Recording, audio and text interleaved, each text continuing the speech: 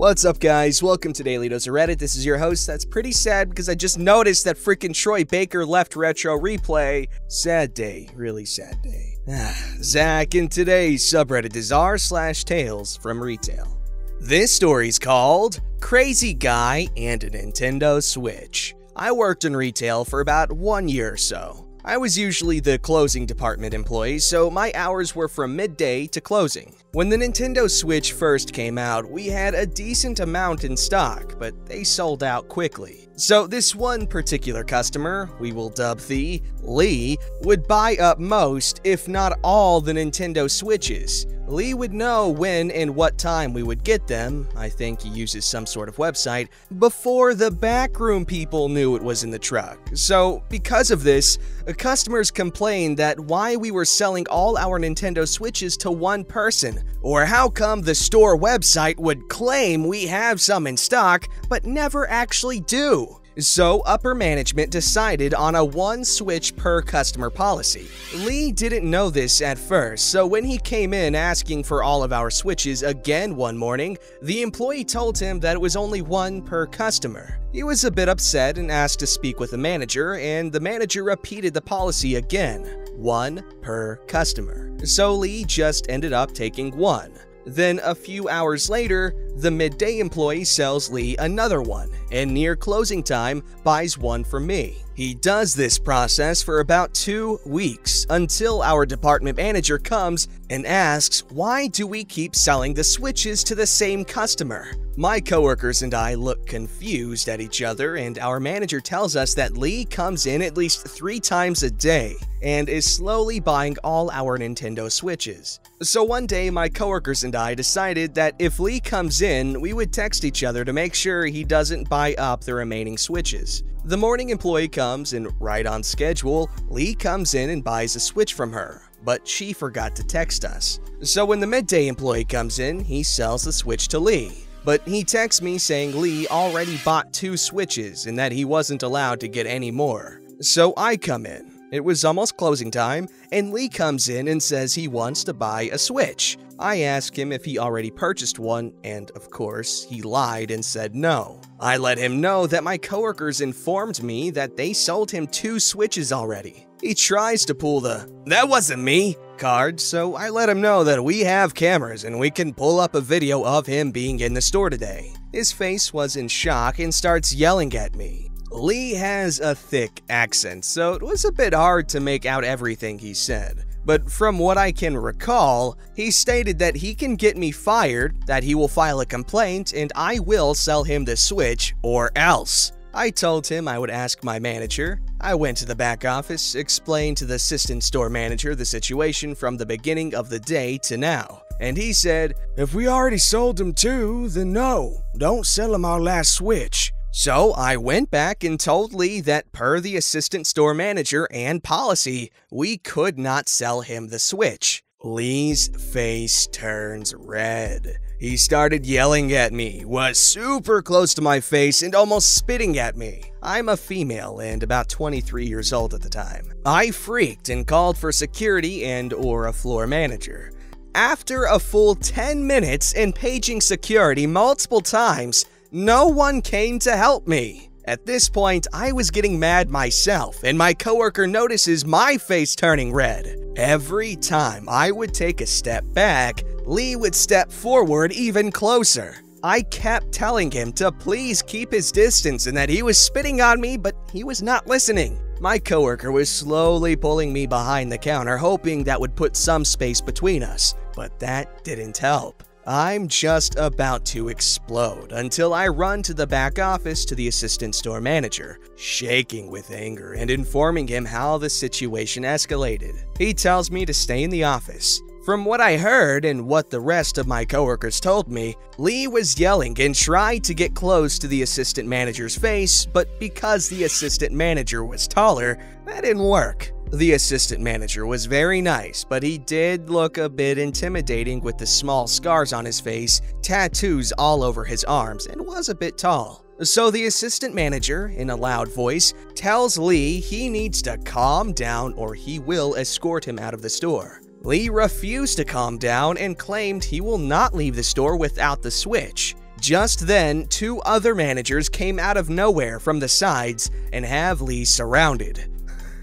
Lee noticed and quickly shuts up. The assistant store manager just stared him down, and Lee quickly leaves the store without his switch. The assistant store manager came back to check on me and ask if I was okay. After a few minutes, I calmed down and was fine. Never in my life have I felt such anger. The security guards got an earful from upper management the following day because they saw the whole thing unfold on the cameras. Security's reason for not coming was because Security 1 was walking around the store and Security 2 was by the door, and when they heard the call, they assumed the other person would see what was going on. A few weeks later, I found a better job and no longer work in retail. I still keep in contact with my ex-managers and coworkers, and from what they told me, Lee has not stepped foot in that store since. Sorry for the super long post.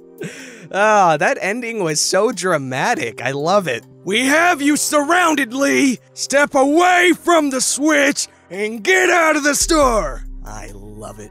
This story's called Threatened for a Customer's Mistake. This happened years ago when I was in college. I worked as a gas station attendant at a popular roadside convenience store. This particular location was located right up the street from a theme park. Because of its location near the theme park, it would get extremely busy, not just at the gas pumps, but also inside the store where you can order pretty decent food, sandwiches, and coffee. Where I am, it's all full-service gasoline. You can pump diesel yourself because it's not explosive. I know a lot of people in self-service places don't understand this law. Long story short, the gas company gets an insurance break because they have trained employees working the pumps. That being said, I don't enforce the pumping rule. I'm particular about my personal vehicles and hate it when the attendants just rip the nozzle out and drip gasoline on the car. So I don't hassle customers who want to do it themselves. On this particular day, it was super busy as the theme park was just opening.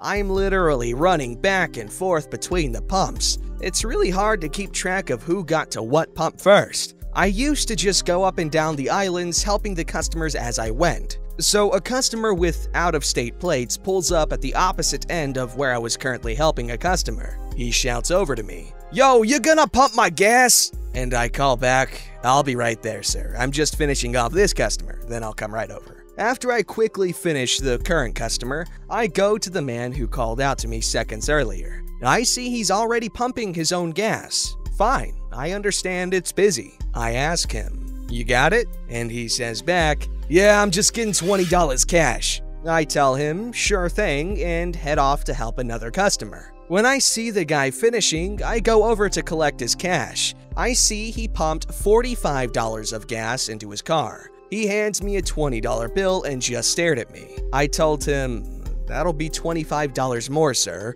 He says back, "But I only wanted $20 worth." So I say back to him, "Yeah, but you pumped $45. And he again says, "Yeah, but I only wanted $20 worth." So I tell him, "Well, you pumped $45, so I need the whole $45. He gets very angry and says, "That's not my fault, I only have $20. I reply, "Sir, I didn't pump the gas. You did, and I can't pump the gas out of your tank, so I need $45. He flips out and starts cussing at me. I remain professional and tell him, "The manager can make arrangements for you to pay the difference if you don't have the difference on you," and I call the manager on my radio. I tell him what's happening, then tell the customer the manager will be right out to talk to him. At this point, it's not my problem anymore. I'm letting the manager handle it because I have other customers and I'm not gonna stand here fighting with some douchebag about his mistake. As I try to walk away, the guy jumps in front of me and shouts, "Hell no, you're not going anywhere! You're stealing from me now!" I look him in the face and can't help but crack a crooked smile and tell him, "Sir, I don't get paid enough for this. You can talk to the manager." I try to slip around his side and once again, he steps in front of me. I try to slip around his other side and he steps in front of me again and shouts, "You're trying to steal from me now. I work hard for my money." You're literally trying to take food out of my kids' mouths! You try and take food from my kids and I'll freaking kill you! I'll freaking murder you! I literally can't help but laugh and say, I don't get paid enough for this. Just as I'm saying that, the manager got there. The manager heard the guy threaten me. I just walked away to help the other customers. I see the guy and the manager talking, and I assume they made some sort of arrangement. Eventually, the guy pulls away and pulls into a parking spot in front of the store. The manager comes up to me and says, "We call the cops. Hopefully they get here soon." The town the store is in has no local police, so we have to wait for the state troopers to get there. Eventually, we see the guy leave and head up the street in the direction of the theme park. Shortly after, 2 or 3 cruisers arrive and ask where the guy is. The manager tells him he left up the street. One of the troopers jumps back in his cruiser and takes off up the road to pursue the guy. I get called away from the pumps to talk to the troopers still on the scene, and they have someone cover the pumps for me while I'm gone. The troopers ask me about what happened. I tell them the story, and they ask if I want to press charges. I just chuckle and say, nah, I'm just glad to have that guy out of my face. Then the manager chimes in. The store wants to press charges. We can't have people coming in threatening to murder our employees. So I leave to go back to working. About half an hour later, a trooper comes back and tells me, "We caught the guy up the street and arrested him." I laughed and thanked them. So that's my story of working a minimum wage job and getting threatened with murder for a customer making a mistake and attempting to steal gasoline. I swear to God, crazy people will make the freaking hugest leaps in judgment when it comes to trying to justify their unjustifiable rage towards an individual just doing their job. Wow. This story's called, I Want the Original Price Worth of Value. The other day, I had a couple of middle-aged women that came in for a return, claiming their phone screen protector was defective and that they'd purchased it earlier that day. They installed it themselves, but there's a strange adhesive that's dried and fixed the plastic. Definitely not their fault. It's a cheap protector marked down from $40 to $10 on clearance. Not a big deal, it's an easy replacement. Sure, I say, it's defective. We'll return or exchange it for you. Thank you, Woman A replies. Are we able to swap it for one of the $40 ones? We can get you one of those. So I select the appropriate glass protector and ring it at the till. $30 plus taxes is the difference. No, that's wrong, she decrees. That's not what I'm paying, is it? That's correct. $40 minus $10 equals $30. That's how much you owe. But the one I purchased is regularly priced at $40. You should give me that value for the protector back. Did you pay $40 for the screen protector? Well, no, but that one, she points to the defective plastic discarded on the side of the till, isn't any good and I want the value of it back. You're getting the value of it back. We can swap it for the same one if you'd like, and we can verify that it's in working condition, hoping to provide a solution. But it's met with an indignant, "No, there's no way to check if the plastic is damaged before you unpeel it, otherwise I would have seen it beforehand." Let's check. And so I open the case and voila, the plastic is perfectly intact. Okay, so you're going to install it for me on my phone? Sure, it's a $15 charge for us to install it. We're happy to do it for you. But it's $0 for me because I'm such a great customer. She was, in fact, not a great customer. Nope, I can swap the protector or I can refund you the money. I want to speak to your manager. Sure, I'm the senior employee in our electronics department. What do you want to speak about? The management for this department won't be in until tomorrow. The management on duty are from different areas and they will tell you the same thing. I can offer you a refund for your screen case or exchange of the value you paid, but I'm not giving you $55 worth of product for free when you've only spent $10 here. Is there a store manager I can talk to? Let me call over Miss Manager. She's management. After a minute, Miss Manager comes over to speak with customer. Hi, you're the manager?